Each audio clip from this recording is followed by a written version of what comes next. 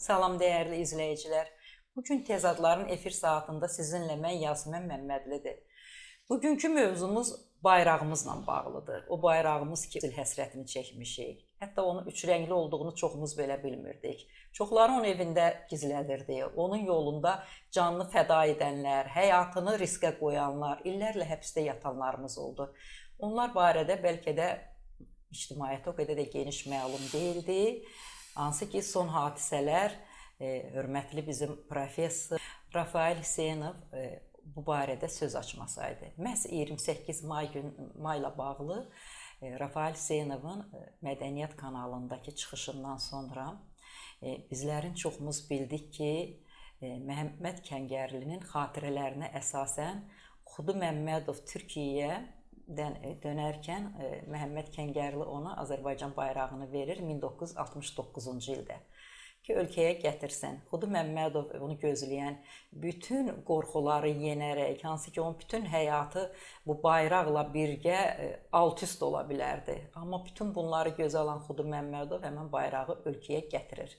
Lakin bu ölkəyə gətirilən bayraqdan daha öncə bu bayrağı inanılmazdı. 1956-cı il, bəzi mənbələrə görə 1957-ci il 28 may, indi müstəqillik günü kimi qeyd etdiyimiz bir zamanlar Azərbaycan Demokratik Respublikasının Xalq Cümhuriyyətinin yaranış günü olanda 28 may günündə 38-ci il dönümündə məhz Qız Qalasının başına qalxaraq oradan bütün Azərbaycanı salamlayan şəxs olub. O da Cahid Hilaloğlu Şirinovdur. Cahid Hilaloğlu Şirinov məhz o bayraqla Azərbaycanı salamlayaraq öz bayrağına, keçmişinə, cümhuriyyətinə sahibdir deyə hayqırdı. Məhz o günü bizə xatırlatdı. Cahid Hilaloğlu barədə bizə bəzi məlumatlar məlumdur, lakin bugünkü qonağımız bu məlumatları bizə daha da genişini verəcək və ictimaiyyət Cahid Hilaloğlu'nun kim olduğunu daha yaxından tanıyacaq onu. Ona görə də çoxlarımız üçün bu günləri bu sürpriz olacaq. Cahid Hilaloğlu'nun qızı studiyamızın qonağıdır və onun qızı kimdir? Azərbaycan Dövlət Gənc Tamaşaçılar Teatrının aktrisası, xalq artisti, prezident mükafatçısı Gözəl Naibə xanım Allahverdiyevadır. Xoş gəlmisiniz Naibə xanım studiyamıza. Xoş gününüz olsun. Mən də sizə təşəkkür edirəm ki, məni studiyanıza dəvət etmisiniz. Və mənim atam Cahid Hilaloğlu haqqında, yəni tamaşaçılarımızı daha geniş məlumatlandırmaq istəyirsiniz. Təşəkkür edirəm buna görə sizə.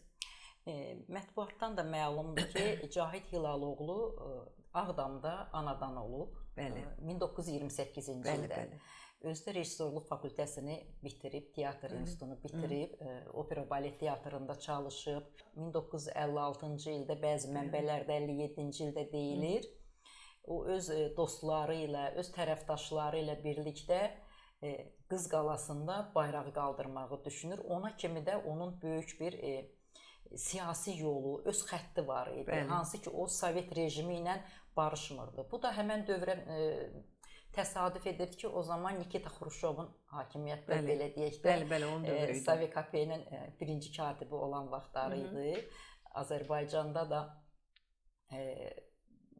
elə bir dönəm idi ki, yəni bu bayraqdan danışmaq belə heç kimin ağlına gəlməzdi. Nəinki onu Qız Qalasının üstündə aparıb dalğalandırasan. Bu böyük bir risk idi və bütün gələcəyini o sual altında qoyurdu və o bilirdi ki, onun başına nələr gələcək. Təbii ki, bu belə idi. Allah bütün şəhidlərimizə ilk növbədə mən rəhmət oxuyuram. Allah bizim dövlətimizi qorusun, ordumuzu qorusun. Və mən Rafael müəllimə özlərinin təşəkkürümü bildirmək istəyirəm, görkəmli akademikimizə. Bilirsiniz, ara sıra yəni Cahid Hilaloğlu haqqında yəni mətbuatda gedirdi belə bir şeylər. Amma mənim bir yəni qızı kimi Cahid müəllim haqqında unudulmuş bir insan təsiri bağışlayırdı artıq mənə. Bu da mənə çox pis təsir eləyirdi. Ki, yəni düzdür, mən bir neçə dəfə onun haqqında paylaşmışdım, amma yazmamışdım əziz atam. Yəni bu sözü yazmamışdım. Nəysə, mən belə bir paylaşım eləyəndən sonra və həmçinin bizim görkəmli akademikimizin mədəniyyət kanalında, Rafael müəllimin mədəniyyət kanalında o çıxışından sonra elə bil ki, insanlar arasında bir ajotaj yarandı. Yəni insanların marağı daha da artmağa başladı və inanırsınız mənə nə qədər zənglər gəldi. Bu doğrudurmu? Bəs bu haqda indiyə qədər niyə danışmamışdınız? Niyə susmuşdunuz? Və mən Cahit Hilaloğlu haqqında bağışlayın biraz həyəcanlıyam. Buyurun.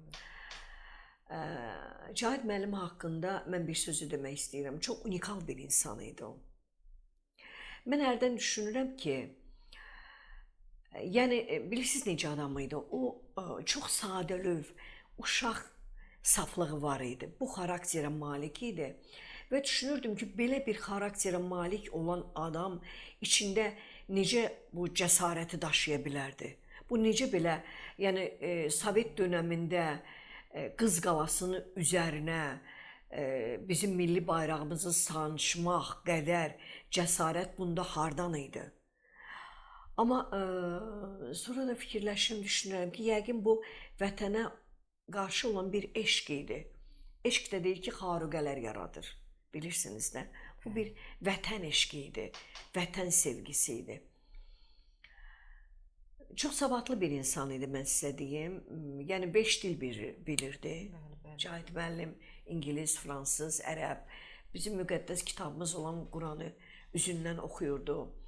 Və mən sizə deyim ki, adətən bilirsiniz, insanlar dua eləyəndə özünə və ətrafdakılardan dua eləyir. O dua eləməyi çox sevirdi. Və inanırsan, onun birinci sözü həmişə deyirdi ki, mənim vətənimi qoru, mənim millətimi qoru. Ola bilər, bu qeyri-adi görsənsin. Yəni, bir çox bu sözü eşidən insanlar üçün. Amma onun unikal olmağı da bunda idi. Yəni, məsəl üçün, tutaq, Cahit Hilaloğlu'na, mən də o zaman çox gənc idim. Otururdu, hərdən danışırdı, ürəyini boşaldırdı bizə. O sürgün həyatından danışırdı, oradakı əzablarından danışırdı. Elə bu söhbətin bu yerində elə istəyərdim.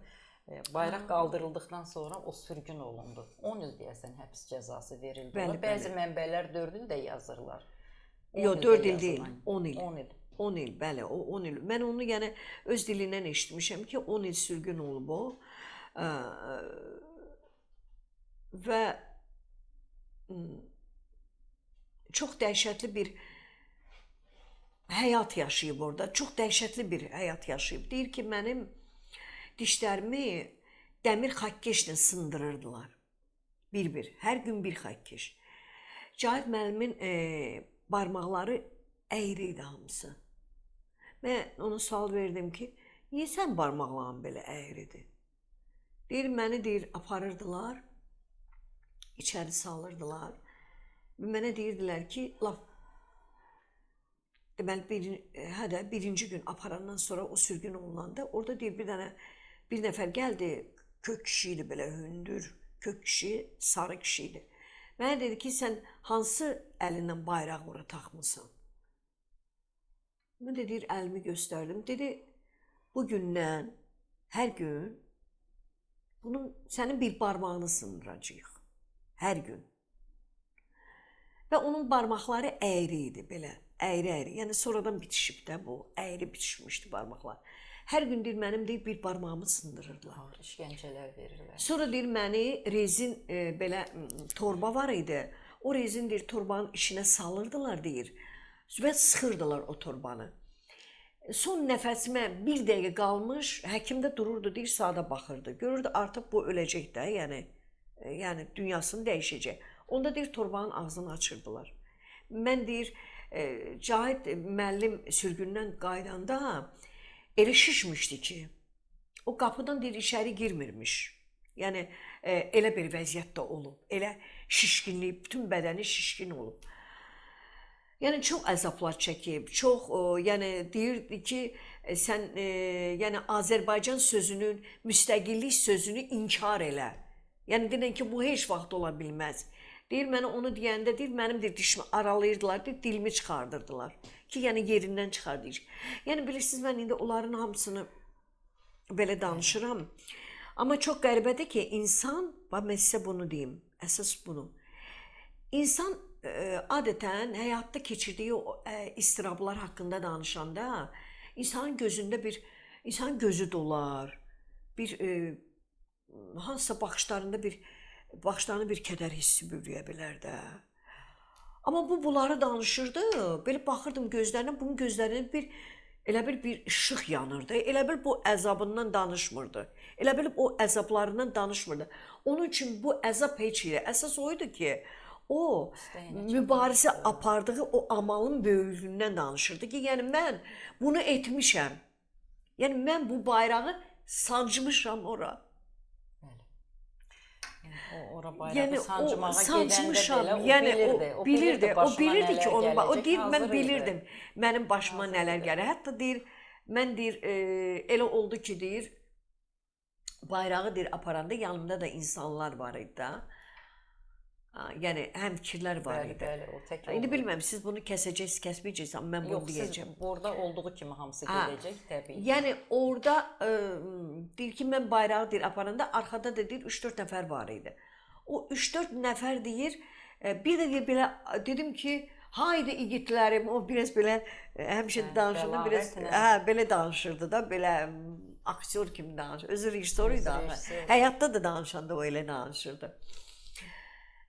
Deyir, bayrağı elədim ki, haydi igidlərim, deyir, arxaya çevrilib baxanda gördüm heç kim yoxdur. Bilirsiniz, bu bir cəsarət. Qaldım deyir, bir anlıq belə. Dedim, mən də gedim. Dedim, yox, getməyəcəm, ölsəm də getməyəcəm. Mən gedəcəm irəli. Təbii ki, orada bəzi bilirsiniz, adamların ola bilsin, milisi görüblər, ola bilsin. Bilirsiniz, ona görə də tarixdə insan var ki, belə bir söz var deyir, insan var ki, tarixdə qalmaq üçün yaşayır. İnsan var ki, tarix yazmaq üçün yaşayır. Bilirsiniz, bu ikincisinə kateqoriyaya aid olan insanlardır. Bəli, Cahit müəllim bilirdi onu nələr gözləyir. O bilirdi, o sürgündən sonra da, başına o cür hadisələr gələndən sonra da, mənim yadıma gələn mitinglər var idi da, o vaxt mitinglər başlamışdı. Mənim anam qorxurdu. Deyirdi ki, getmə də, sən gərə ay Cahit, indi suyu üfürə-üfürə içəsən. Deyirdi ki, həmişə mən suyu üfürə-üfürə içsəm, mənim içimdəki o yanğı sönə bilər. Sən onu istəyirsən. Bax, qəribə belə unikal bir insan idi bu adam, unikal adam idi. Yəni, deyirəm ki, o əzabı danışanda onun gözlərində bir işıq var idi. Bir dənə nə zaman onun elə bil gözləri yaşardı, onun bilmirəm bu şeir özünün idi ya, özü yazmışdı ya kimsə yazmışdı. Məndə o var, o şeir o vaxtları mən yazmışdım. Dedim, sən gözəl şeir yazırsan. Belə yadımda belə o qədər də qalmayıb. Belə bir söz deyirdi. Həmişə bu söhbətlərin sonunda, Cahit müəllim sonunda həmişə deyirdi ki, torpağı məxmər, suyu mərcan, Azərbaycan, Azərbaycan. Hər daşın bir tarixdir, Azərbaycan, Azərbaycan. Özü belə danışır da belə. Və onda bir dənə hiss eləyirdim ki, onun gözləri yaşarır. Bir də öz, yəni, ətrafında olan insanlardan danışırdı. Halbuki ki, onlar vaxtı ilə yəni, yaxın həmfikir olmuşdular. Sonra onların ona qarşı olan üzü dönüklüyündən çox kədərlənirdi ki, ona qarşı bu münasibət çox dəyişdi. Sürgündən sonra həyatı onun çox əzablı oldu. Sürgündə keçirdiyi bəlkə də o əzab bilirsiniz necədir? Bilirsən ki, səni yəni, həbs eləyiblər bu işinə görə. Cəza çəkmirsən. Cəzanı çəkməlisən. Səni orada təhqir eləyə bilərlər, sənin qollarında sındıra bilərlər, səni öldürə də bilərlər. Amma sürgündən qayıdandan sonra onun keçirdiyi o həyat daha əzablı oldu. Bilirsiniz, deyir, dil yarası, xəncər yarası sağalır, dil yarası sağalmır. Münasibət yarası sağalmır. Sən bəli qolunu sındıra bilərsən, o qolun bitişəcək, sağalacaq. Amma sənə qarşı olan münasibətin yarası heç vaxt sağalmır. Ona qarşı olan o münasibət onu yaralayır da həmişə. Yəni hər yerdən qovulurdu. Mənim yadıma gəlir, bir nəfər indi adını çəkməyəcəm o adamın, çünki tanınmış bir simadır, xalq tərəfindən sevilən bir simadır. İstədi onun yanına işə düzəlməyə getsin, işə düzəlmək istəyirdi. Dedi ki, onunla biz vaxtilə yaxın olmuşuq, bəlkə də bir yerdə işləmişik, belə bir söz də dedi, indi mən deyirəm. Gedəcəm onun yanına, o məni işə götürəcək.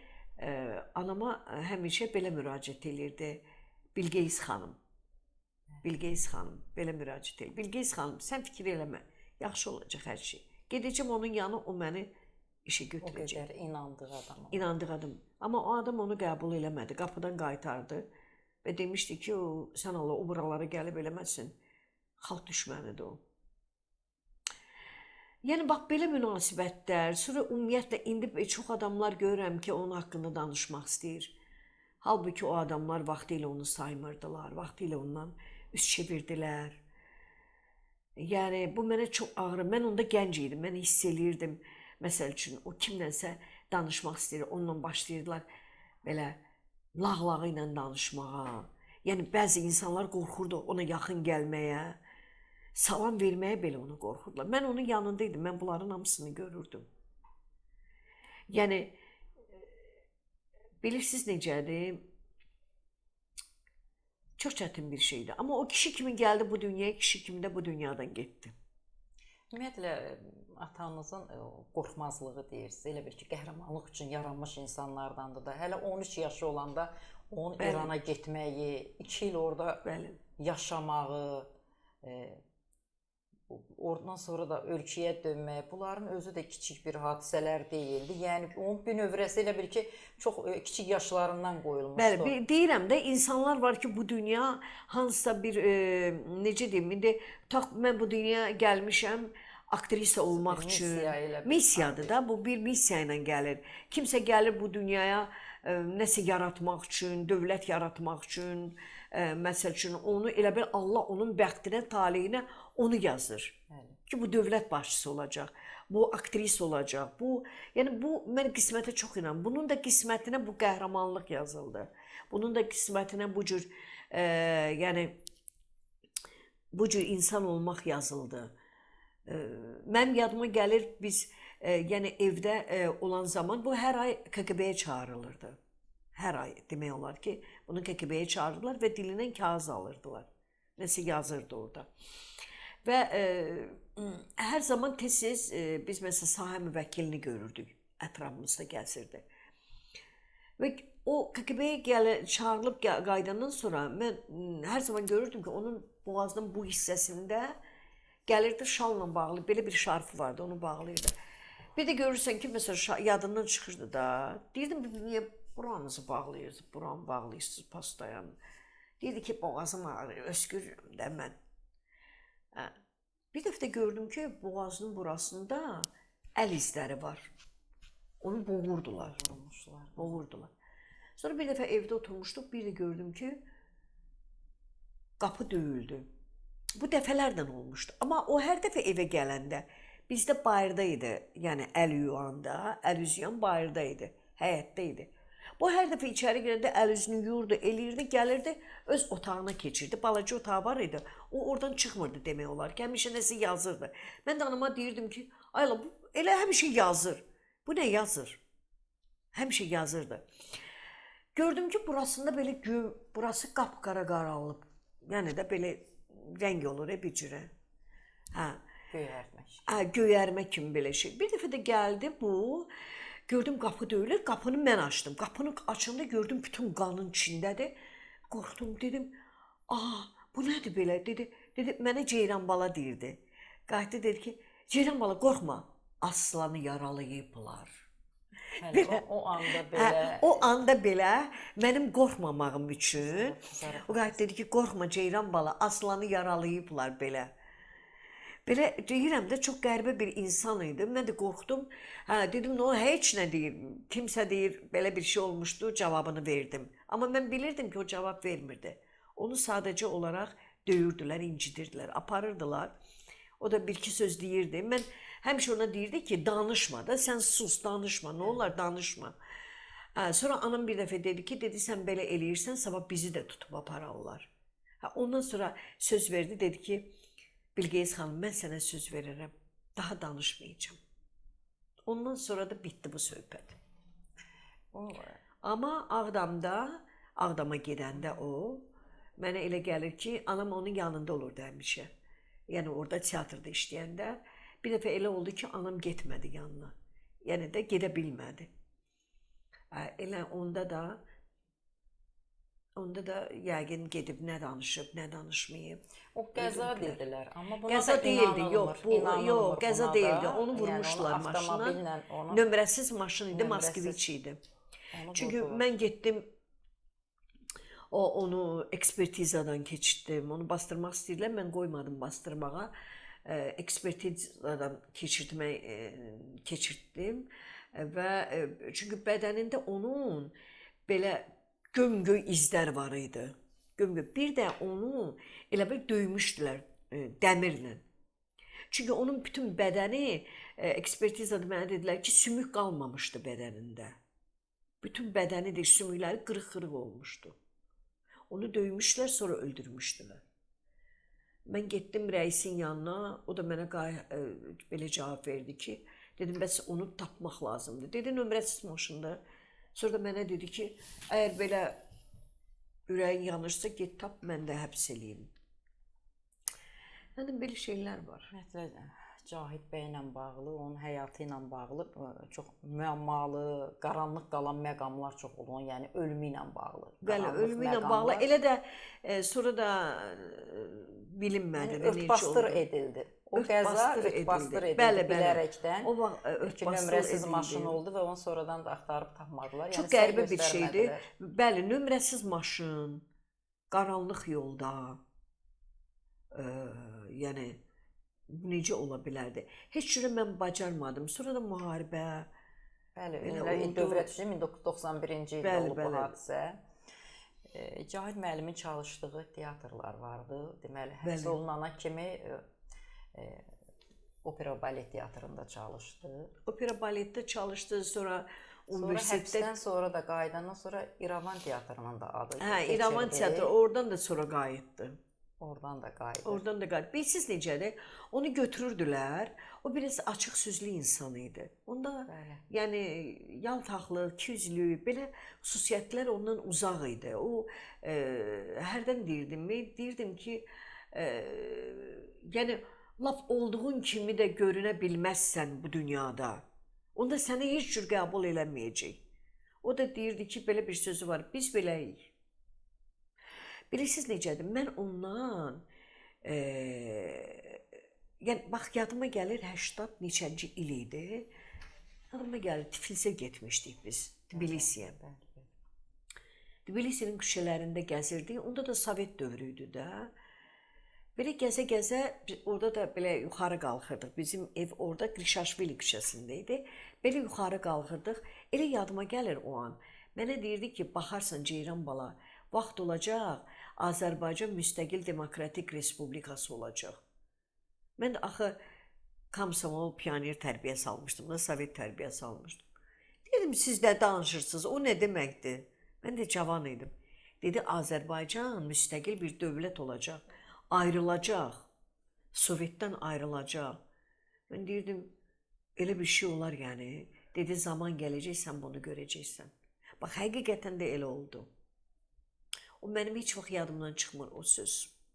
O bir arada deyəsən İrandan keçərək lirikdən istəyib ki, Türkiyəyə keçə, oradakı bəli, oradakı insanlara, məsləkdaşlarına qoşulmaq istəyirdi. Rəsulzadədən sonra orada fəaliyyətdə olan şəxslər vardı, hansı ki, Azərbaycanla bağlı onların da fikirləri var idi. Bəli, mən yəni düşünürəm ki, onun bir amalı var idi, Azərbaycanı müstəqil görmək.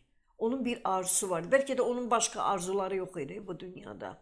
Başqa bir arzusu yox idi. O ancaq Azərbaycanı nə qədər insan vətən, xalq, millət, vətən, xalq, millət o qədər danışırdı ki, axırda mənə də aşılayırdı bunları. Mənə deyirdi ki, kim olursansa ol, qəlbindəki mərhəməti silmə. Həyatda nə qədər, bilirsiniz nə qədər, o qədər əzab çəkmişdi o. O qədər istirablar görmüşdü. Amma o qədər də mərhəmətli bir insan idi. Mərhəmətli bir insan kimi qalmışdı. Onun bax, həmişə bu mənim elə bil yaddaşıma həkk olunub. Yəni, nə olursa olsun, sən kim olursansa ol, lap zəngin insan ol, lap dünyada ən şöhrətli insan ol, kim olursa ol, qəlbindəki o mərhəməti insanlara qarşı, yəni bəşəriyyətə qarşı, ümumiyyətlə hər kəsə qarşı, canlıya qarşı olan mərhəməti itirmə. Onda deyirsən, Allahın ən sevdiyi bir bəndəyə çevriləcəksən. Bax, belə bir, yəni, özdə mənim məsələn sənətə olan məhəbbətimi o artırıb. Bəli, indi o Bəli, düşünürəm ki, o. yəni atanız rejissor idi, sonradan Bəli, da sizi bax, sənətə aktrisa qarşı olan olaraq məhəbbəti, sənətinə gəlməyiniz. hə, o aşılayıb mənə. Vətənə qarşı olan eşqi, vətənpərvərlik ruhunu o aşılayıb mənə. Bir maraqlı da nüans var ki, 28 mayda dünyaya gəlmisiniz. Təsəvvür edin. Mənə deyirdi ki, sənə hədiyyə eləmişəm onu. Cümhuriyyət günü. Sənin dünya, mənə deyirdi ki, deyirəm ha, gör necə olub. Qız 28 may və mənim dünyaya gəlmək günüm. Deyir, o görürsən də, sənin üçün bir hədiyyə oldu bu. Bütün respublika deyir, səni qeyd eləyəcək. Yəni, sən tarixdə qalacaqsan. Yəni, bu bir təsadüf deyil bəlkə də. Çox qəribə. Həyat təsadüflərdən ibarətdir də. Həyat ona görə maraqlıdır. Allah rəhmət eləsin. Allah rəhmət eləsin. Və mən düşünürəm ki, əgər ömür vəfa eləsəydi, yəqin ki, Cahid müəllim bugün bizim Qarabağımızda dalğalanan, sonra bayraq meydanımızda dalğalanan, onları görüb qürur hissi keçirdərdi. Və düşünərdi ki, yəni mən bunu haqq eləmişəm. Yəni bu işi mən düz eləmişəm. Yəni, çünki o bir cücərti idi də. Amma onun bəhrəsini bugün gördük. Onun bəhrəsini, bəli, bu günləri yəni, görürük və biz gözəl bir dövlətə çevrilmişik və qalib bir dövlətə çevrilmişik. Bu, əlbəttə ki, bu kiçik bir iş deyildi. Bu günləri həm zamanı götürəndə, yəni o böyüklükdə 2-ci Dünya müharibəsindən sonra qələbə çalmış, Hitler Almaniyası faşizm üzərində qələbə çalmış böyük bir imperiyanın deyək, державаның deyək, əleyhinə çıxasan, orada ona qarşı etiraz eləyəsən. Çox qəribə bir şeydir. Və millətə üçrəngli bayrağı xatırladasan 38 il sonra. Öz əllərinlə tikdiyi, öz əllərinlə, bəli, o öz əllərinlə tikir, o özü deyirdi, demişdi, danışmışdı, parçalardan ibarət, parçalar almışdı və öz evdə oturub, bütün deyir, qapıların hamısını bağladım, pəncərələri. Deməli, onların qapıları, o qapılar, pəncərənin üstündən də bir dənə taxta pəncərələr vardı belə. Deyir, bütün pəncərələri bağladım. Oturdum, deyir, birinci deyir, əlim əsdi iynəni batıranda. İlk əlim deyir, əsdi. Çox qəribə bir şeydir bu. Əlim deyir, əsdi birinci. Yəni, insan baxmayın da, haradasa fikirləşir ki, bunun sonu nə ola bilər. Əlbəttə ki. Əlim əsdi deyir, amma deyir, ardını getdim, dayandırmadım. Və öz əllərimlə tikdiyi həmən o bayrağı. Bu böyük bir işdir, bu bilirsiniz. Ona görə hərdən mənə elə gəlir, hərdən mən belə qəlbimdə bir sınıqlıq qalır. Fikirləşirəm ki, belə insan unudulmamalıdır. Bilirsiniz, belə insanın xatirəsi əbədiləşdirilməlidir. Bugünkü məqsədimiz də elə oldu. Bəli, çünki bilirsiniz, bu bir örnəkdir. Bu bizim gələcək Azərbaycanımızın, dövlətimizin daha da var olması üçün, daha da möhkəm olması üçün nə lazımdır? İnsanlar, gələcək gənclərimiz daha da vətənpərvər ruhunda böyüməlidirlər. Yəni bu əlbəttə ki, bizim ordumuz var, bizim yəni gözəl vətənpər ruhlu, bunu 44 günlük müharibə sübut elədi. Amma indi gənc nəsil yetişir. Yəni belə qəhrəmanlarımızın xatirəsini əbədiləşdirmək əbədiləşdirməliyik ki, bunlar bir örnək olsunlar. Gənclər baxsınlar, oxusunlar, tanısınlar. Onlar da onun kimi olmaq istəsinlər. Onlar da öz bayrağını qorusun, öz dövlətini qorusun. Bilirsiniz, mən inanıram ki, yəni dövlətimiz bunu edəcək. Çünki hər zaman bizim dövlətimizin qəhrəmanlara qarşı münasibəti çox yaxşı olub. Elə o vaxtlar Hüseyin Cavidin qəbrini gətirilib bura, ulu öndərimiz, yəni. Mən inanıram buna və düşünürəm ki, yəqin ki, mən bunu görəcəm.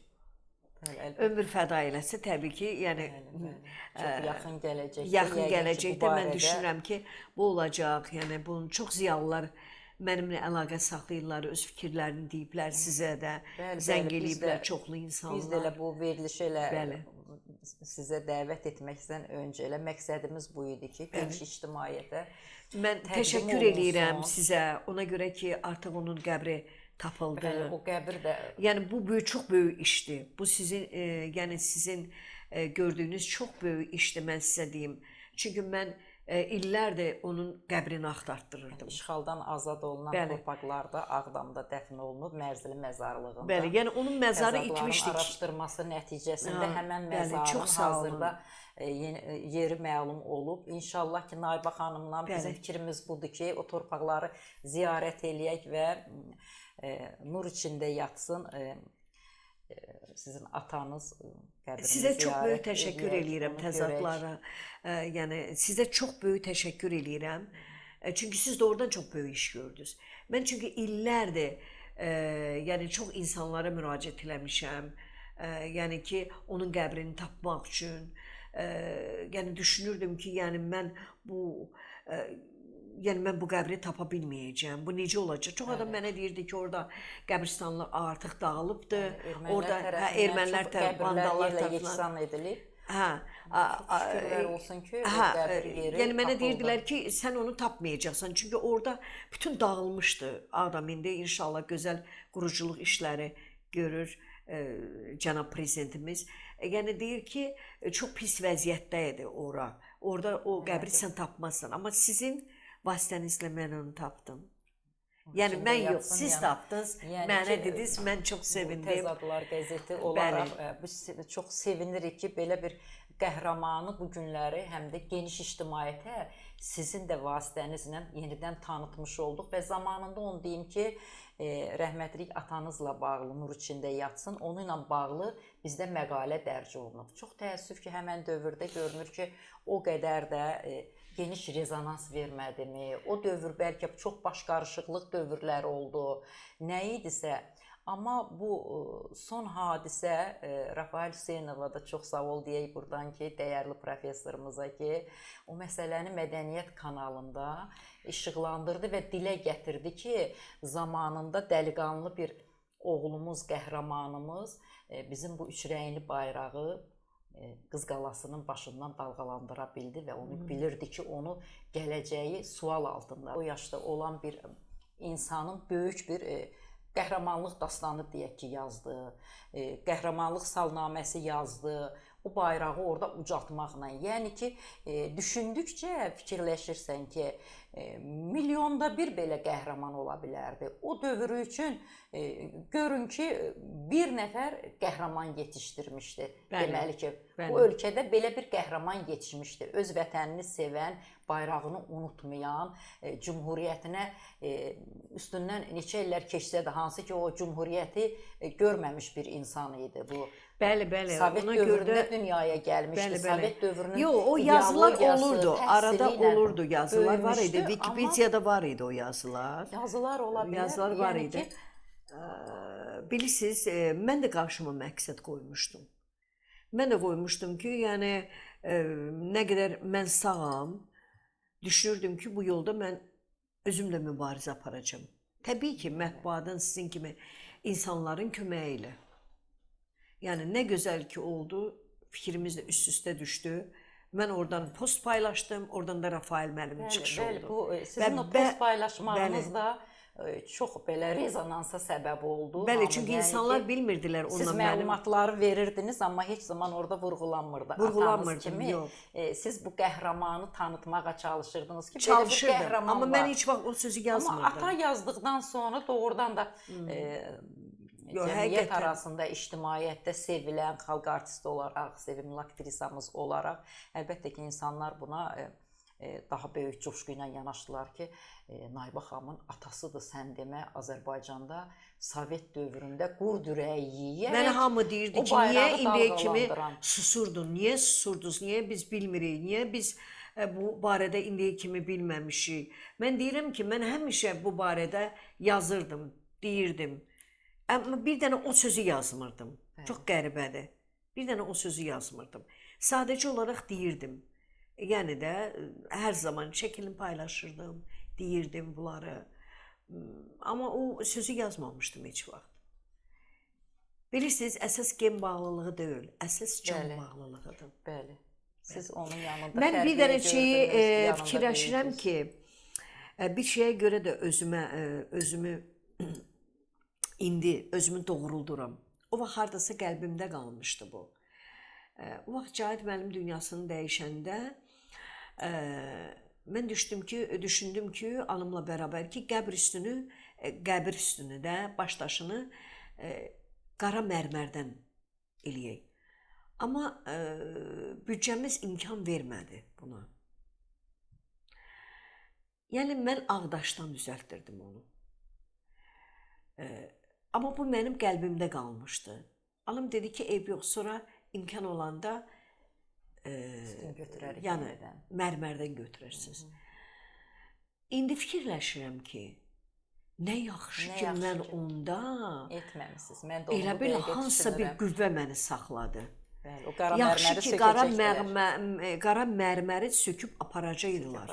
Ermənilər onu aparacaqdılar və onun qəbri itəcəkdi. Yaxşı ki, o ağdaşdan biz düzəltdirdik onu.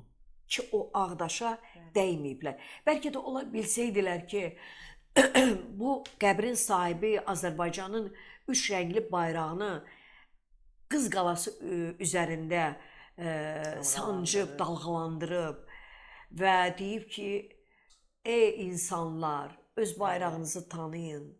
Bax, belə bir söz də deyib orada. Azərbaycanın 3 rəngi bayrağı dalğalandırıb, heç sancmayıb. Deyir, mən çıxdım ora, dedim, bütün millət yığıldı ki, bu kimdir orada? Belə, dalğalandırdım, deyir, belə-belə.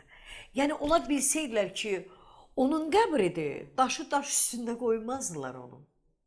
Mən indi ona görə Allahıma təşəkkür edirəm ki, nə yaxşı o zaman biz bunu etmədik. Ki, bu günləri biz onun qəbrini tapa bildik və onun sümüklərini də çıxardıb apara bilərdilər. Bilirsiniz, yəni, mən indi də onu hərdən fikirləşirəm, dəhşətə gəlirəm. Deyirəm, onun sümüklərini də yığıb apara bilərdilər. Onun, yəni də, çox pis olardı bu.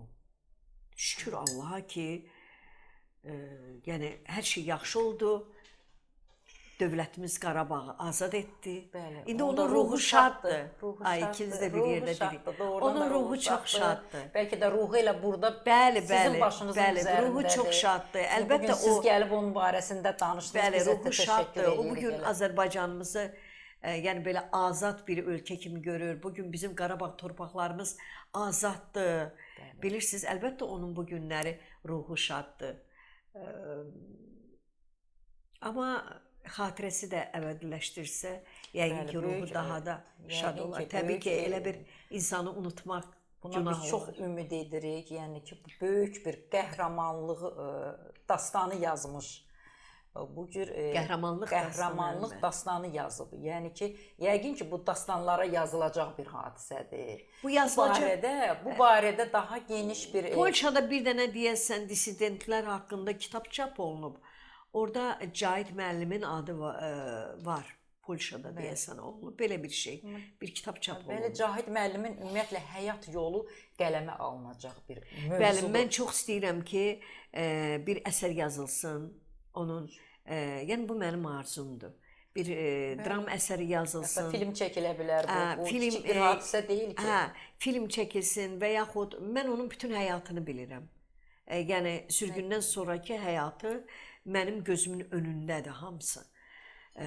Yəni bir dram əsəri yazılsın. Çox gözəl olardı. Çox gözəl tamaşaya olardı, qoyulsun. Tamaşa olardı. İnsanlar da sevərək gəlib Bəli. izləyərlər.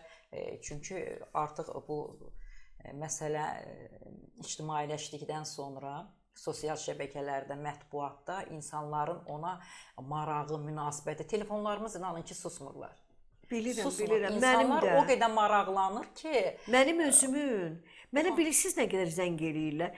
Elə bil mənə deyirlər ki, axı siz niyə indiyə qədər susmusunuz? Mənə bilirsiniz necə? Cəmaatı hə. Yox, cəmaat mənə deyir, mənə yazırlar.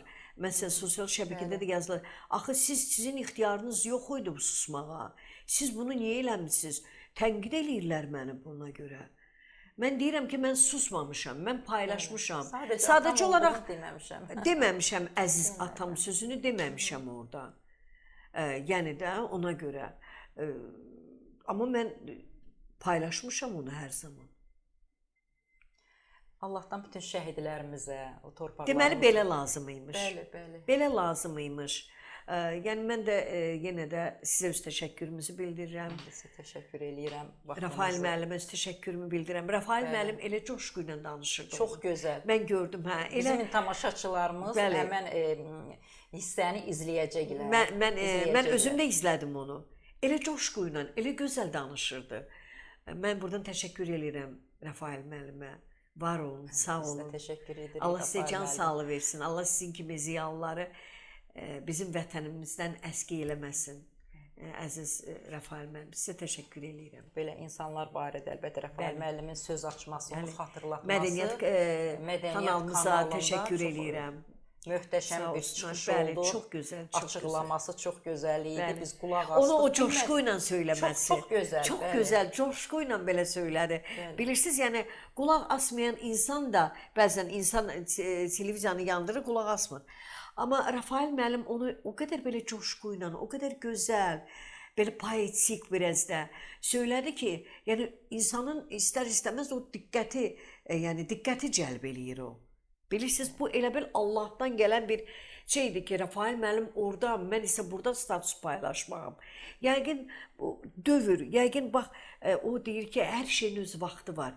Yəqin vaxtı bu imiş, bu vaxtlara təsadüf eləyirmiş. Yəqin ki, zaman bu günə gətirib çıxartdı. Bu hadisələr indi açılması lazım idi.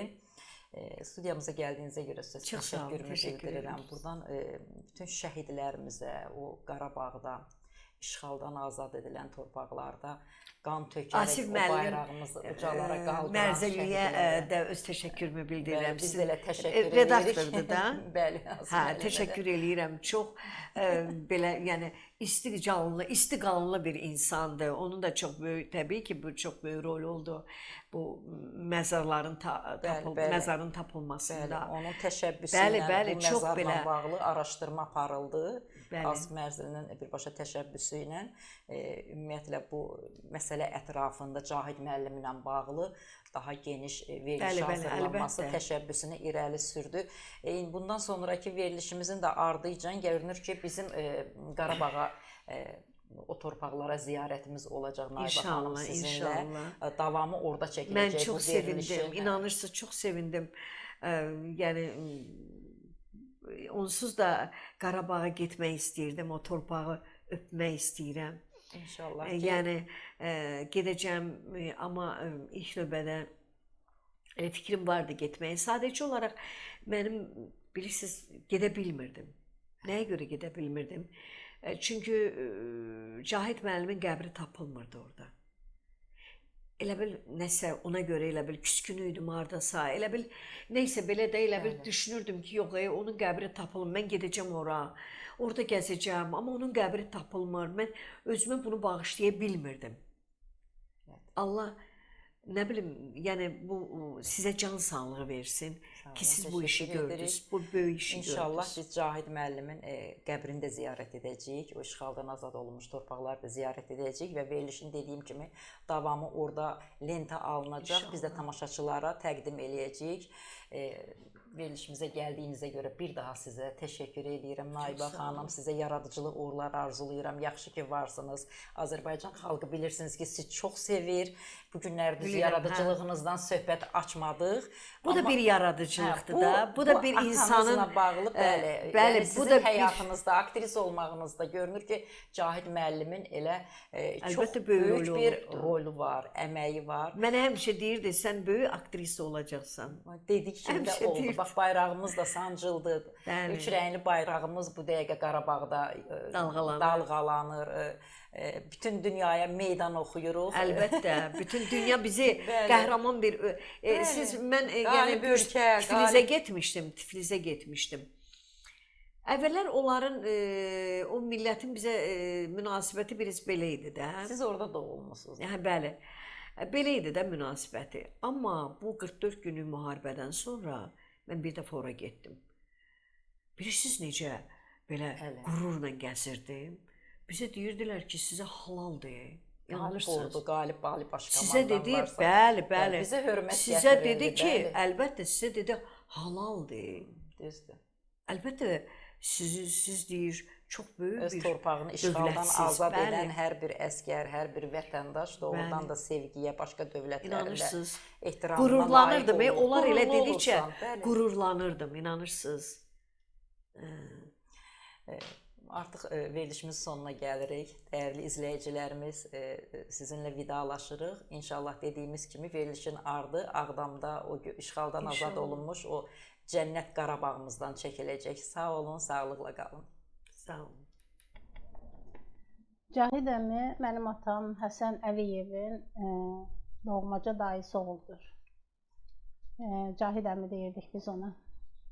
Onu qeyd edim ki, Cahid əminin qəhrəmanlığı haqqında biz hələ uşaq vaxtımızdan bilirdik. Uşaqlığımızdan baxmayaraq ki, o vaxt hələ Sovet dövrü idi. Belə şeyləri danışmaq qadağan idi. Amma biz atamızdan, anamızdan onun qəhrəmanlığı haqqında bilirdik. Cahid əmi mənim atamın dayısı Hilal babanın oğludur. Biz ona həmişə Hilal baba deyirdik. Mənim uşaqlığımdan yadımdadır. Hilal baba tez-tez bizə gəlirdi. Bir balaca, gözəl bir xanımı da var idi. Bizə gəlirdi, qalırdılar bizdə həftələrlə Ağdam rayonunun Mərzili kəndində. Ondan sonra Şuşaya gedirdilər, atam onları aparırdı. Mənə belə gəlir ki, o vaxtı onların Şuşada da hələ qohumları var idi. Əslində, mənim yadımda qalan, biz bacı qardaşların, böyüklərin yadında qalan odur ki, Hilal baba bizim Ağca nənəmizin qardaşı idi, yəni atamızın anası Ağca nənəm. Və onlar Şuşalı idi. Yadımdadır ki, Ağca nənəyə həmişə qalalı qızı deyirdilər. Qalalı qızı, yəni Şuşalı idi. İndi tam onların da həm atası, anası Şuşalı idi ya hansı Şuşalı idi, hansı Ağdamlı o yadımda deyil, onu bilmirəm. Amma Hilal baba çox gözəl yadımızdadır, onun yoldaşı da. Ən çox yadımda qalan bizim hamımızın, yəni uşaqlığından yadımda qalan o idi ki, Hilal baba bizdə olanda namaz qılırdı. Yəni o dövrdə hələ çox qeyri-adi idi kimsə namaz qılsın, ümumiyyətlə belə. Onun namaz qılmaqları keçirdi bizim o bir başqa otaqda. Biz də dayanıb baxırdıq. O heç nə demirdi. Heç demirdi ki, yəni biz uşaqlar mane olur. Necə biz sakitcə baxırdıq onun namaz qılmağına və mənim hələ də o hisslər yadımdadır ki, çox belə möcüzəvi, qeyri-adi bir şey kimi, amma nəsə bir müqəddəs bir şey kimi baxırdım ona ki, yəni o qədər nurani bir insan idi o Hilal babanın yadında olan görünüşü. Belə buxara papağı da var idi başında, həmişə onunla gəlirdi. Çox səliqəli, ikisi də özü də yoldaşdır, səliqəli geyimli. Cahid əmini isə yadımdadır, əlbəttə ki, hamımızın yadındadır. Ağdamda işlədiyi vaxtda yadımdadır. Ağdam Dram Teatrında işləyirdi. Sonra ən çox sizə nəyi danışım? 91-ci ildə o həlak olması, biz ona həlak olmaq deyirik, yəni o bir adi qəza deyildi. Hamı bilir ki, nömrəsiz bir maşın tərəfindən vurulmuşdu Cahid əmi atamla tək dayı oğlu, bibi oğlu yox, həm də çox qardaş kimi idilər, sirdaş kimi çox yaxın idilər. O rəhmətə gedəndə, həlak olanda bizə gətirdilər, əlbəttə Ağdamın Mərzili kəndinə. Və gecəni, o bütün gecəni onun, yəni o saat dəfn eləmədilər. Gecəni hamımız, mən o vaxtı evimizdə deyildim, mən Bakıdaydım, amma bacı qardaşlarım, bacım, yəni bütün biz sonra getmişdik yasa. Deyir ki, yəni gecəni dəfn eləmədilər. Gecə atam çox çalışdı, getdi, gəldi ki, yəni buna bir cinayət işi açılsın, bir ekspertiz olunsun, baxsınlar ki, bu qəzanı kim törədib, necə.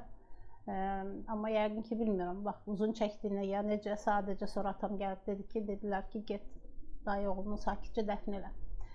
Və bütün gecəni, yəni o Cahid əminin yasını, onun dəfn mərasimini, onun bütün bu Mərzili cəmaatı, bizim qohumlar, qonşular, bütün Mərzili cəmaatı çox böyük hörmətlə, çox böyük özünə layiq yəni təşkil etmişdilər. Səhərə qədər bacım danışır ki, onlar ki, yəni o necə onlar yuyurdular, təmizləyirdilər, yəni o deyir atam buzlar gətirmişdi, yəni qoyurdular ki, səhər aparıb dəfn elədilər. O vaxtı kəndin axundu, kəndin mollası, rəhmətli Molla Muxtar onun yasında yəni mollalıq etmişdi. Sonra Mərzili kəndinin qadınları, qohum, qonşular, cəmaatlar onu ağlayıb, çox, yəni necə öz doğmaları kimi, öz çox böyük, yüksək səviyyədə, yəni onun yası, dəfni təşkil olunmuşdu. Hamı hər tərəfdən, yəni atama başsağlığı verirdilər. Sonra Cahid əmi bizim ailə, yəni Mərzili qəbristanlığında hər kəs, yəni ailə, qohumlar bir-birinin yanında dəfn olunur. Və o mənim anam Naziyətər müəllimə, Mərzilinin çox hörmətli müəllimələrindən biri, ilk ali savadlı qadınlarından biri. Çox cavan yaşlarında rəhmətə getmişdi. Onun yanında və orada həm də Ağca nənənin, yəni Cahid əminin bibisi, mənim atamın anası və eyni zamanda anamın anası, yəni nənələrimizin qəbri var. Digər orada iki çox az yaşlı uşaqlar da, yəni ailəmizdən bizim rəhmətə gedənlərin o zamandan. Yəni Cahid əmi bizim ailə Mərzili qəbristanlığında o ailə üzvlərinin yanında dəfn olunmuşdu o zaman. Və sonra əlbəttə ki, bütün o işğalda olan rayonlar, bütün işğalda olan kəndlər, işğal altında olan qəbristanlıqlar, eyni zamanda bizim Mərzili qəbristanlığının da heç kim bilmirdi ki, hələ nə vaxtsa gedəcəyik, görəcəyik, tapacağıq, biləcəyik ki, orada nə qalıb, nə yoxdur.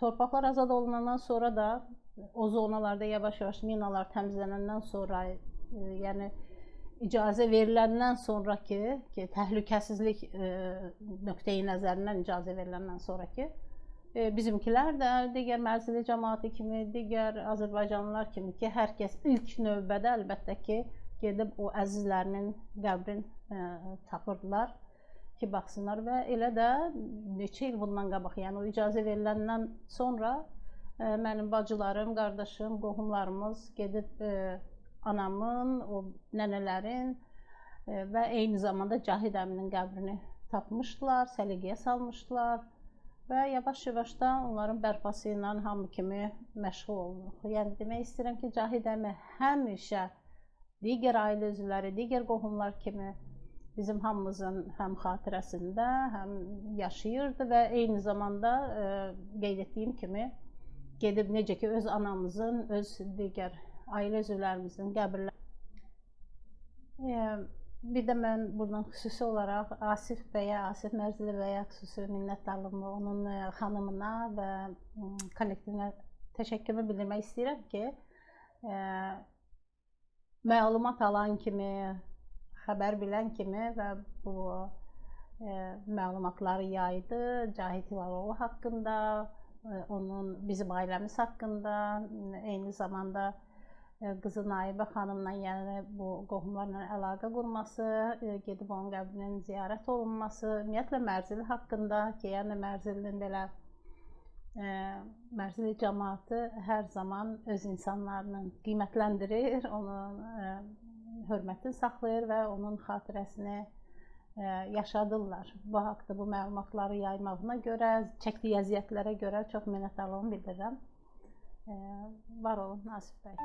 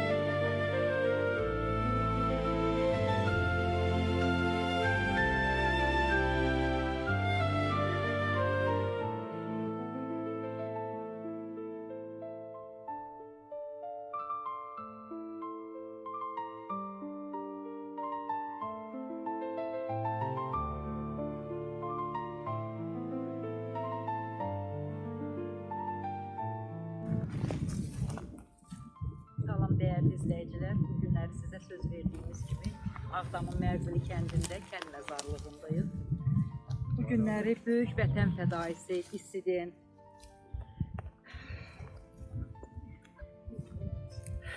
azadlıq mücahidi Cahit Hilaloğlu'nun çəpiz məzarını ziyarət etdik. Bu günləri 1956-cı il 28 may tarixində Qız Qalasında qaldırılan bayrağı ziyarət edirik və onun bu günləri yadigarı Azərbaycan Dövlət Gənc Tamaşaçılar Teatrının aktrisası, xalq artisti, Prezident mükafatı Naibə xanım Allahverdiyeva atasını ziyarətə gəlib 35 il sonra 1991-ci ildə qəza nəticəsində, əlbəttə sual altında olan qəza nəticəsində həyatını itirən Cəlal Cahid bəyin 91-ci ildə bu Mərzili kənd qəbristanlığında, məzarlığında dəfn edilir.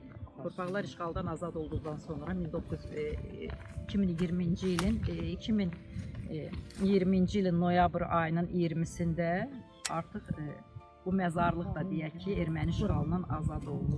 Mina təmizləmə əməliyyatları davam edib. Ona görə bir neçə il Naibə xanım da buralara üst tuta bilməyib. Bu günləri ilk dəfə gəlib bura, həm də Cahid bəyin qohumları buradadır. Hansı ki, onu yaxından tanıyırdılar.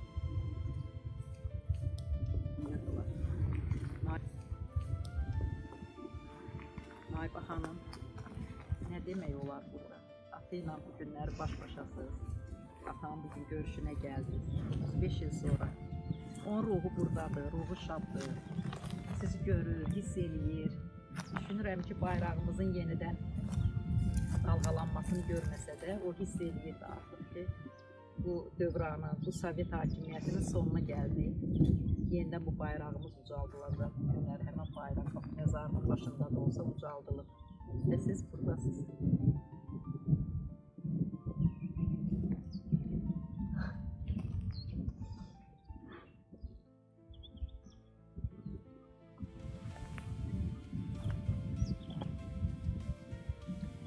Çox çətin anlardı, çox çətin anlardı.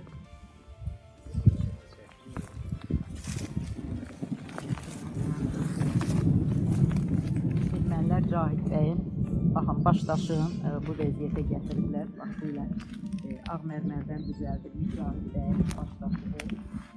Yəqin ki, bu qara mərmərdən düzəldilsəydi, artıq bu başdaşı da heç izi də burada qalmazdı. Sağ olsun qohumlara da ki, başdaşını aşkarlayırlar, Vahid bəy sağ olsun. Təzadlara belə məlumat o zaman verdi, bu başdaş aşkarlanır. Qəbrin yeri tapıldı, məlum oldu Cahid Hilaloğlu'nun. Sovet dövründə 1956-cı ildə və Cahid bəy o bayrağı orada qaldırarkən o artıq bilirdi, olacaqları, başına gələcəkləri bilirdi ki, bütün həyatı boyu onu məşəqqət gözləyir. Necə ki, 10 il sürgündə oldu. Deməli, onu dəhşətli, əzab dolu bir 10 ili başa vurdu. Vətənə döndükdən sonra da çox təəssüf ki, DTK-nın məruz qaldı təqiblərinə. Onu hər dəfə verilişimiz zamanında vurguladığımız kimi orada ağır işgəncələrə məruz qaldı. Çalışdığı teatrda bir daha çalışa bilmədi. Ceylan balı gəldi.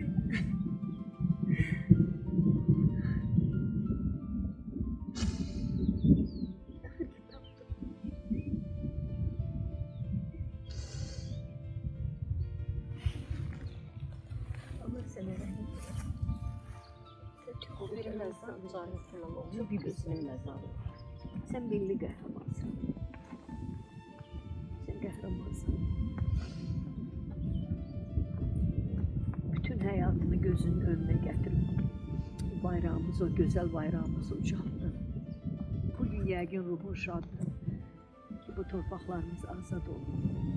Çünki sən Azərbaycanı çox sevirdin. Necə deyirdin? Torpağı məhmər, məxmər, suyu can, Azərbaycan, Azərbaycan. Azərbaycan müstəqilliyini istəyirdi. Bugün artıq Azərbaycan müstəqildir. Torpaqlarımız da alındı. Qəribədir. Sən biri var tarixdə yaşadanlar, biri də var tarixdə qalanlar. Sən tarix yazdın. Allah sənə rəhmət eləsin. Allah rəhmət eylesin. Allah rəhmət eylesin. Allah sənə qəni-qəni rəhmət eləsin. Azərbaycan xalqı səni heç vaxt unutmayacaq. Heç zaman unutmayacaq. Nə qədər ki bizim bu bayrağımız var, bizim bu üç rəngli qızıl bayrağımız var. Nə qədər ki var, sən heç vaxt unutulmayacaqsan. Mən bunu bilirəm. Heç vaxt unutulmayacaqsan. Sənin hər sözün, hər kəlmən Azərbaycan haqqında, vətən haqqında hamısı yadımdadır. İllər də keçsə yadımdadır, hamısı yadımdadır. Sən necə coşquyla danışırdın. Tiflisə səndən yolda gedəndə 86-cı ildə sən mənə dedin ki, zaman gələcək Azərbaycan müstəqil bir respublika olacaq. Onda mən sənə inanmadım. Dedim, elə şey ola bilməz. Sən mənə dedin ki, Ceyran bala görərsən, inşallah bu olacaq, amma yağış da yağır.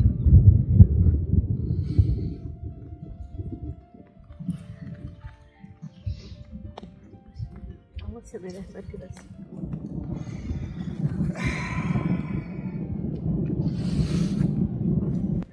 Elə bir insandı ki, yəni bu insan qəhrəman, həqiqətən sözün əsl mənasında vətənini sevən, xalqını sevən, əsl qəhrəmandır. Onun haqqı var buna. Əslində Nabi xanım, həmin bayraqda da gətirdiniz bura. Bax, həmin bayraq. Həmin bayraq. Hə. Eyni üç rəngli bayraq. Hansı ki, əli ilə Öz əllərlə tikir. əli ilə. Öz əllərlə, öz gecə ilə, öz əllərlə bax bu gözəl bayrağımızı tikib və əlinlə, öz əlinlə də Asıb Qız Qalasından deyir, mənə o vaxt danışırdı ki, məni deyir tutdular, apardılar, əvvəlcə bir soyuq hovuza saldılar. Sonra mənə deyir ki, sonra deyir gətirdilər məni hovuzdan çıxardandan sonra. Məni gətirdi bir dənə, iki ofitser var idi. Biri Rusuydu, biri də gözü qıyıq belə ofitser var idi də, zabit. Gəldi həmən zabitin biri belə kökündü. Cahit müəllimə deyib ki, sən hansı əlindən o bayrağı asmısan? O da göstərib də yəqin ki, göstərib deyib ki, bunun əlini dibindən kəsin. Amma elə kəsin ki, yavaş-yavaş kəsin də, yəni birdən yox. O acını hiss eləsin. Sonra yanındakı başqa bir o qıyıq gözlü, deyir o qoymadı. O deyir, elə bil dedi ki, əşi da o qədər də yox da. Sonra danışarıq. Yəni o onun əlinin itməsinin qarşısını alıb, həmən o zabitin biri qoymayıb kəsməyə, amma deyir, qayıtı dedi ki, eybi yox, əlini kəsmirsən, amma bunun hər gün barmağının birini sındırmaq lazımdır, bir də dişini. Dilini də çıxardarsınız belə çölə, dilini kəsərik. Belə, yəni belə əzablar çəkib bu bayraq uğrunda, vətənin müstəqilliyi uğrunda. Nə bilim. Fatih bəy, Allah rəhmət eləsin bizim bütün qəhrəmanlarımıza, bütün şəhidlərimizə. Soldan sağa başlayaq. Ben valla Cahid əmi haqqında mən Cahid əmini özün şəxsən tanımamışdan çox illər qabaq uşaq vaxtlarında onun sürgündə olan dövrlərində tam bizi balazaydım, Bakıya aparırdı 70'li yerlərinə. Allah rəhmət eləsin, Helal babaydı. Yanımda bu işi kim yanımda. Ben hələ ömrümdə birinci dəfə kişinin namaz qılanıyım. Birinci namaz qılanından onu görmüşəm. Kətdə. Allah rəhmət eləsin. Aile babanın önünde aristokrat bir adam değil.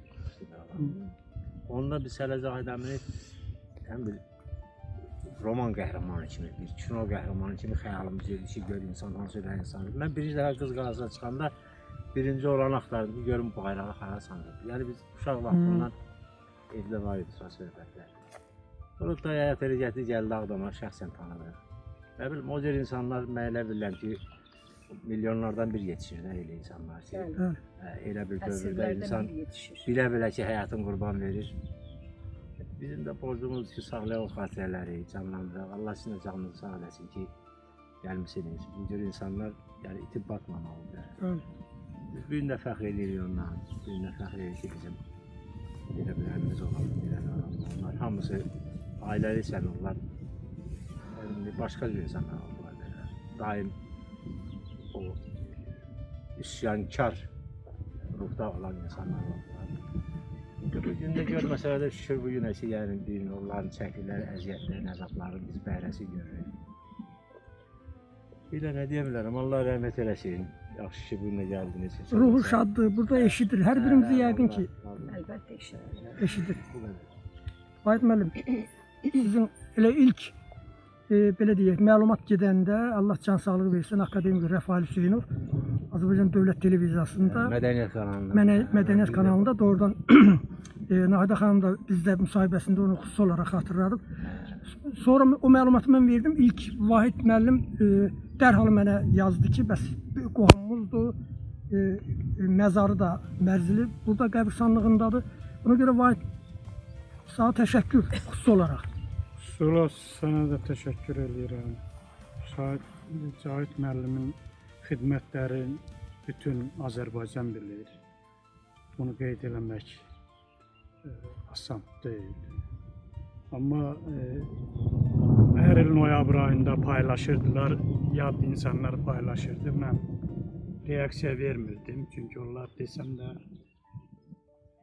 səti yanaşırdılar. Amma Asım müəllim, sizin o paylaşımdan sonra mən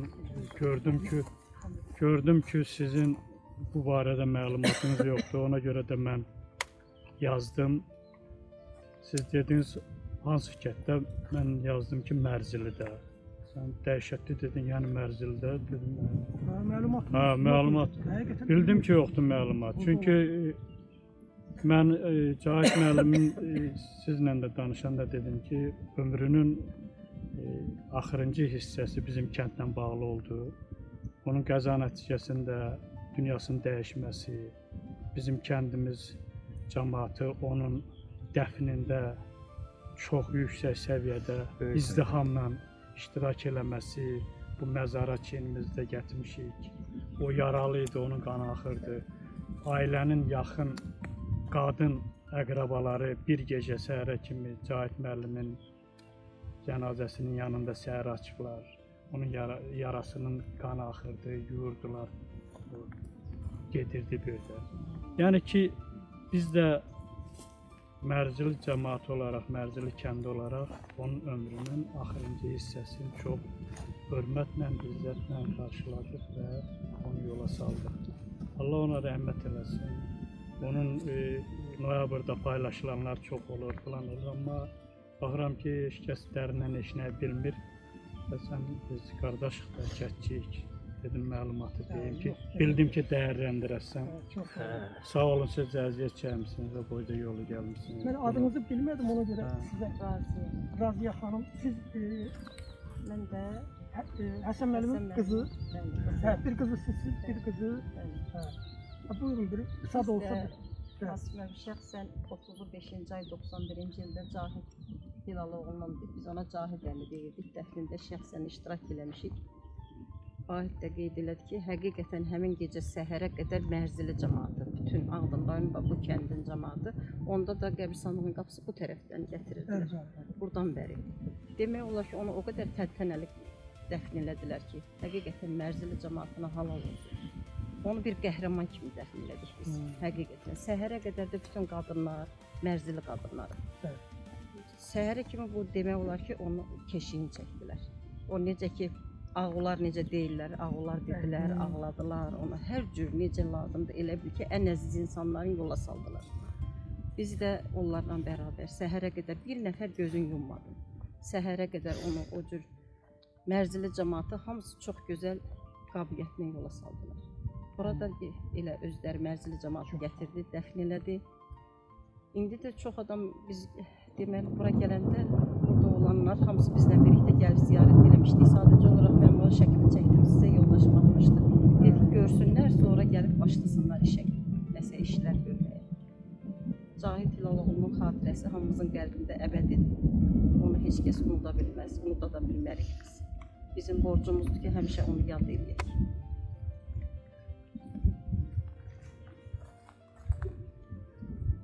Xanım, adı Həsən xanımın, Məharə. Həsən müəllimin qızıdır. Hə, Məharət Həsən müəllimin qızı. Bəli, qızı da 3 dənə qızı var da Həsən Hə, müəllim. İradəni mənlə oxuyub İradə, tanıyıram. Hə, İradə. O Buyurun, böyükdür. siz. Hə, buyurun. Sən də Siz də Mən də həmin dövrdə düz 17 yaşım var idi, ancaq bu hadisələr hamısı mənim yadımdadır. Bayaq mən İlqarada deyirəm qardaşım, hamımızın yerimiz bura torpağın altında, ancaq şərəfli yaşayıb, şərəfli ölmək hər bir insanın qismət olmur. Yəni Zahid əmi də həmin insanlardan biridir. Allah ölənlərimizə rəhmət eləsin, Allah birinci növbədə şəhidlərimizə rəhmət eləsin. Biz bugün onlara borcluyuq, onların ailələrinə borcluyuq. Şəhidlərimizə Allah rəhmət eləsin, qazilərimizə sağlamlıq diləyirik. Şükür bugünə ki biz gəldik bu məzarlığı tapmaq. çox sağ olun. Mən sonda bir söz demək istəyirəm. Mən dövlətimizə çox güvənirəm və əminəm ki, Azərbaycan xalqının qəhrəmanı, Sovet dönəminin ən güclü zamanında Azərbaycanın 3 rəngli bayrağını Qız Qalasına sancan, bütün həyatını gözünün önünə gətirərək bir insanın adı əbədiləşdiriləcək. Mən buna görə öncədən dövlətimizə təşəkkür edirəm və inanıram dövlətimizə. Çünki bizim dövlətimiz qəhrəmanları unutmur. Allah sənə rəhmət eləsin, Cahid Hilaloğlu. Amin. Sən Azərbaycan xalqının qəhrəmanısan. Allah sənə rəhmət eləsin. Naibə xanım, çox sağ olun ki, siz bizi dəvət elədiniz, biz də sizi. Yox, Və gəldik bir yerdə gəldik. Siz sağ olun. Yox, siz Yox, sağ olun. bizim borcumuzdur. Yox. Biz həqiqətən Mən sağ ol yox, çünki bu mənim bir övladlıq borcumdur. Əsas qan bağlılığı deyil, əsas can bağlılığı. Yəni Cahid Hilaloğlu mənim həm də mənəvi dayağım oldu. Mənəvi dayağım oldu. güvən yeri. Nə bilim valla, mən yəni o qədər şey olmuşam ki, çox danışa da bilmirəm. Belə yəni danışa bilmirəm, çox həyəcanlıyam. Siz sağ olun ki, bax, axtardınız, tapdınız. Çünki mən illərlə onun məzarını axtarmışam. Mənə dedilər ki, bəs oralar dağıdılıb. Yox, təbii ki, yəni 44 günlük müharibədən sonra, onu da bilirsiniz ki, işğal altındaydı bu torpaqlar.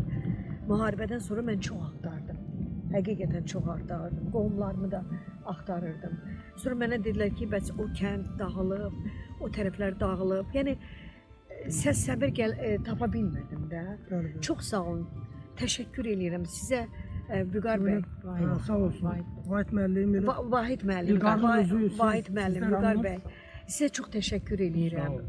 Qohumluqdan heç vaxt əskik olmayasınız. Sağ olun ki, xəbər verdiniz. Gəldik biz Cahid bəyin məzarını tapdıq. Yəni yerini tapdıq. Hə. Allah onun ruhunu şad eləsin. Yəqin ki, artıq bizim tez-tez ziyarətə gələcəm bura inşallah. Bir sən də Hə, buyurun. Yox, buyurun. Onlar sonra. Sonda mən sonra başqa bir də mən Cahid Hilaloğlu'nun qohumları adından Mədəniyyət kanalına Rafael Hüseynov, hörmətli Rafael Hüseynova, Təzadlar qəzetinə, hörmətli Asif müəllimə, Asif müəllim başda olmaqla bütün Təzadlar qəzetinin redaksiya heyətinə öz təşəkkürümüzü bildiririk. Biz hamımız onun qohumları adından təşəkkürümüzü bildiririk. Bu havada, bu yağışlı havada gəlib belə bu qəbri ziyarət etdiklərinə görə onların hamısına çox təşəkkür edirik. çox minnətdaram. Son Azərbaycanlının borcudur ki, onu unutmasın. O da bizim bir şəhidimizdir. O da şəhiddir. O da şəhiddir. O bayrağın, onun necə deyərlər, onun tüfəngi onun bayrağı olur. Silahı olur. Yəni silahı onun bayrağı olur. Bu Qız Qalası da məhz burada var. Həmin Düz orada. Deməli orada yerləndirir Deməli, və qışqırır ki, oradan ay atlanıb. camaat, baxın bu sizin bayrağınızdır. Bu sizin Azərbaycanın milli bayrağıdır. Qışqırıb orada nəfər də olubdu. Yəni bunlar deyir ki, mən deyir bayraq əlimdə deyir, qışqıra deyir. Əvvəlcə gizlətdim. Sonra deyir Qız Qalasına çatanda bayrağı açdım belə. Bayrağı belə yellədə gəlirdim. Birdən bunlar demişdilər ki, yəni heç kəs bilməsin də biz çıxaq ancaq orada açaq bayrağı. Bu 3 nəfər də arxasında gəl. Gör necə insandır ki, biz də çox emosional bir insan idi Cahit bəy müəllim. Deməli bayrağı açıb belə yellədəndə, dalğalandıranda o 3 nəfər yəqin qorxublar da. İnanmayıblar ki, İnanmayıblar ki, bu nə edib də. Onlar çıxıb getmişdilər. Amma o da baxıb görüb heç kəs yoxdur. Götürüb həmin o bayrağı çıxmışdı yuxarıda və deyir o vaxtları o zaman heç sən demə o KKB-də tanımırlarmış bu bayrağı. 2 gün qalıb orada da. 2 gün. Bu bayrağı tanımırlarmış ki, bu nədir belə asılıb orada. Sonradan biliblər ki, sən demə bu Azərbaycanın milli bayrağıdır. Cəmaət bilmirdi o bayrağı. Ki milli bayrağımız var. Çox sağ olun, hər Çox sağ birinizə olun. təşəkkür edirəm. Sizə təşəkkür Çox sağ olun. Sizə də minnətdarıq. Allah canınızı Allah rəhmət eləsin. Bu kimin başdaşı olub yoxsa? Hə, üstüdür. Bu sinə daşı olub, baş daşı olub. Hə, sinə daşı. Altı olub. Bunun üstündən qara mərmər idi, bir də baş daşı da qara. Bu da sizin ailə məzarıdır yoxsa? Hə, bu da mənim nənələrimdir idi, orada bacılarımdır. Hə, belə ailə. Hə, belə. Çox sağ olun, Allah ziyarətinizi qəbul eləsin. Böyük ziyarətdir, böyük bir tarixdir, böyük bir iz. Baxın, buyurun, Cahit müəllimin son iş yerinin qarşısındayıq. Ağdam Dövlət Dram Teatrı. Buradan çıxdıqdan sonra, yəni dram teatrından çıxdıqdan sonra yəni o əbədiyyətə qovuşdu. Son yeri bura olubdu. Yəni dram teatrında işdən çıxır. Tam hansısa bir 91-ci ilə qədər. Bəli, tamaşaya quruluş verilmişdi. Rejissor rejissor kimi çalışırdı burada. Və son dəfə teatrdan çıxdıqdan sonra yəni avtoqəzaya düşür. Müəmmalı olan bir avtoqəzaya düşür və bununla da həyatı bitir. Siz bu teatra mən bildiyimə görə ananızla birlikdə gəlmişdiniz də ziyarətə o vaxtı. Hə, ziyarətə şiir o kimi. vaxtları gəlmişdi. Yəni düzdür, mən dram teatrının yəni daxil olmamışdım içinə. Elə yolun kənarından belə baxıb getmişdi, sonra yaşadıkları yerə getmişdik. Çox sevirdi Cahit müəllim Ağdam teatrını, sonra o teatrın kollektivini çox sevirdi. Kollektivi Cahit müəllimi çox sevirdi, çox hörmətlə yanaşırdılar ona. Yəni həmişə razılıq eləyirdi Ağdam teatrın kollektivindən və çox sevirdi buranı. Həmişə gəlirdi belə odlu, alovlu danışırdı bu teatrda. Çox arzuları var idi. Gözəl əsərlərə quruluş vermək istəyirdi. Yəni hər şey bitdi də, sonda hər şey bitdi. İndi gəlmişəm, baxıram, gör necə, insan necə əli gələ bilər ki, mədəniyyət ocağını belə dağıda bilər.